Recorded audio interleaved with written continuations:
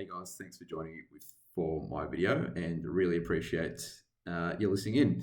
So I'll start off with the game overall. I think Tottenham needs to come out. They needed to make a statement after the loss to Fulham, which was really disappointing, and they've done that. I think they could have been easily 6 or 7 goals to one, but I think it was an exceptional sort of game. The team played really well together, a lot of attacking intent, and we are seeing what Ange Ball looks like only after 3 or 4 games. Fantastic. So I'll start off with the goalkeeper, Vicario. I think he had a really solid game. The 2 goals scored against him, he couldn't do much about. I don't think he was out of position or anything like that there. He made an excellent save as well. I think at a crucial time, he made that save, fingertip saved, and taking the slight deflection as well. He had a really good celebration. I really like that passion that he shows. So I feel like 7 is not a bad rating at all. I think he had a good game, but to be exceptional, I think that second goal, if he could have got a fingertip under it, it would have been really, really difficult. I think I would have bumped him up to a 9 potentially. But now on to the right back of Pedro Porro. I will give him a 7. He got worked over by the first goal.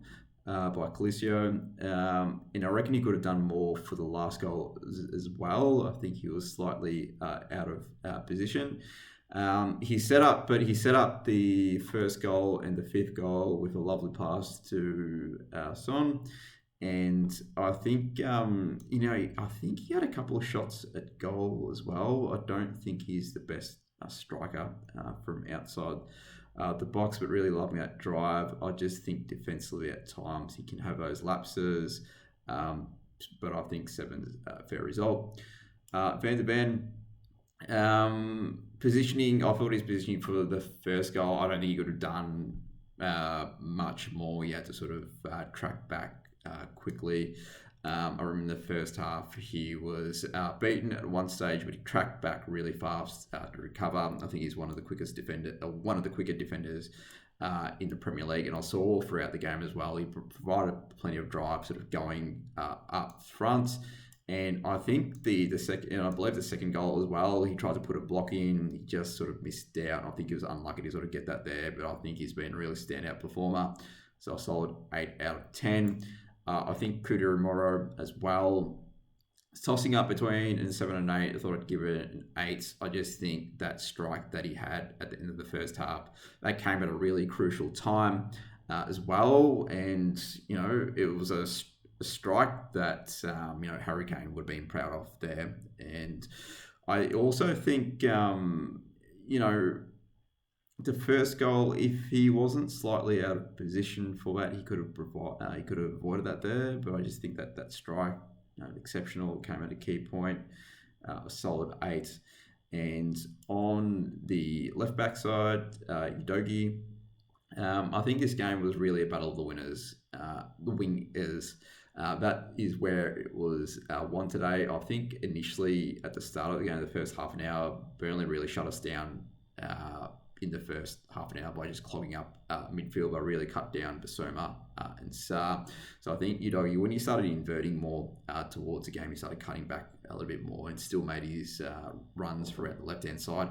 I'm excited because he's only 20 years old. He's got a lot of potential sort of going forward in the future. He's almost like a new signing as well.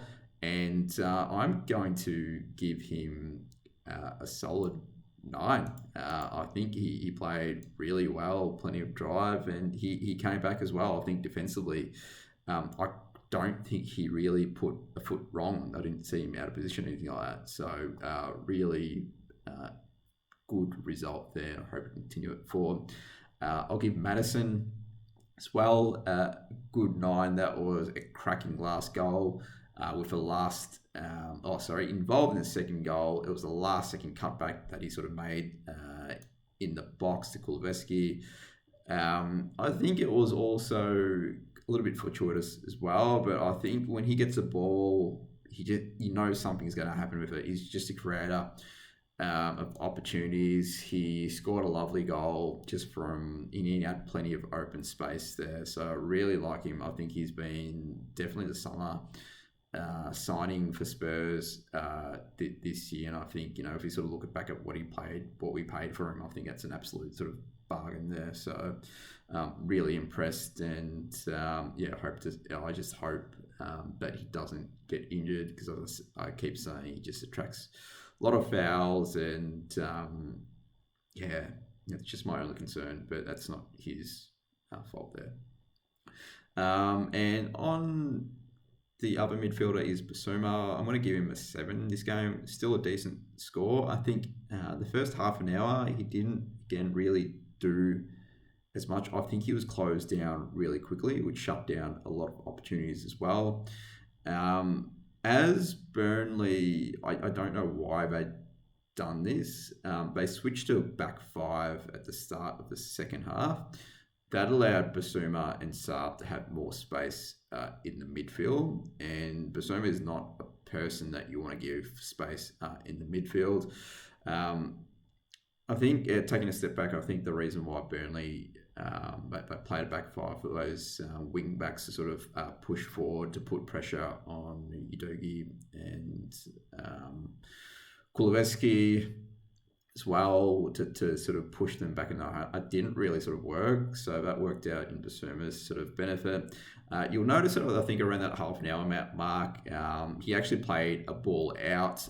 Postecoglou was actually clapping his hands for that, because he appreciated the intent. He just always says the team's going to make mistakes, but as long as they're trying to sort of do the right thing he's happy with that. So I think it was really good that he sort of was applauded.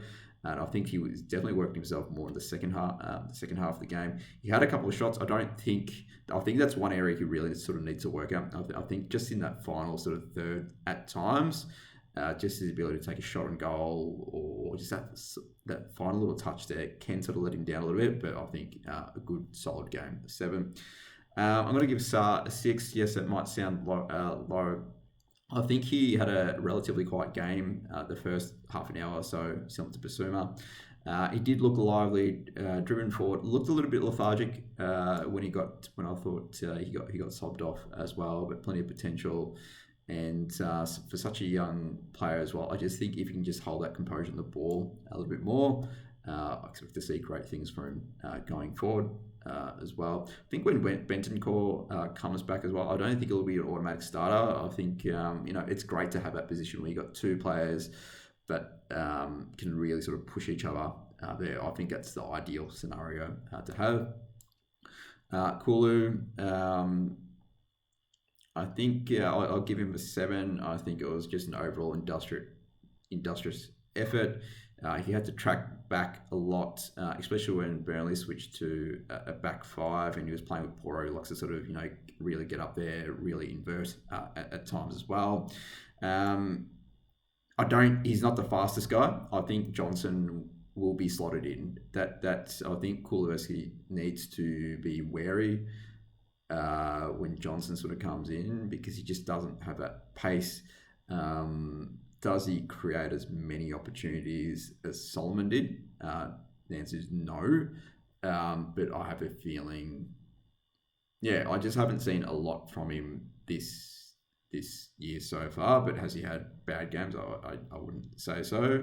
But I don't think he's an exceptional game. So I think 7's a fair result. Solomon, I'm going to give him an 8. I think he was involved in 2 goals. The first assist he sets up, he draws both the defenders to set up Son, gives Son plenty of space, pacey, hard worker, good dribbler.